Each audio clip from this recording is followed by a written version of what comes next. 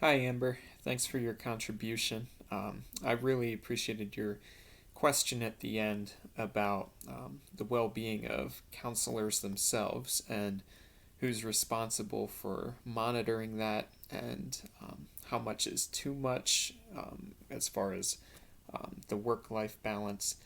And I found it's actually a presentation called Psychological Wellness and Self Care as an Ethical Imperative. This is by Jeffrey Barnett. And one of the things he talks about is vicarious traumatization. And counselors are as susceptible to this as anyone else. You hear all these stories about trauma, about emotional difficulties, and that can be transferred to counselors if they're not careful, and also if they're not taking care of themselves personally.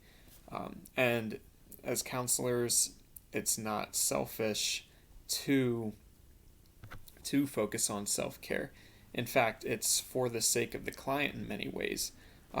We even see in Scripture Jesus practices self care because he had human needs like the rest of us, and it wasn't out of selfishness. It was so that he could give of himself.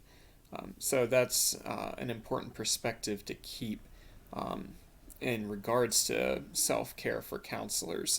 We're doing it largely for the clients because, as the quote goes, you can't pour from an empty cup.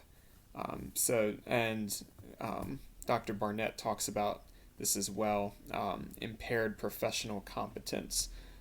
He says there's a very blurred line between stress or distress and incompetence, and a lot of times you only see that in hindsight. So it's very important to be proactive in our own self care. Thanks.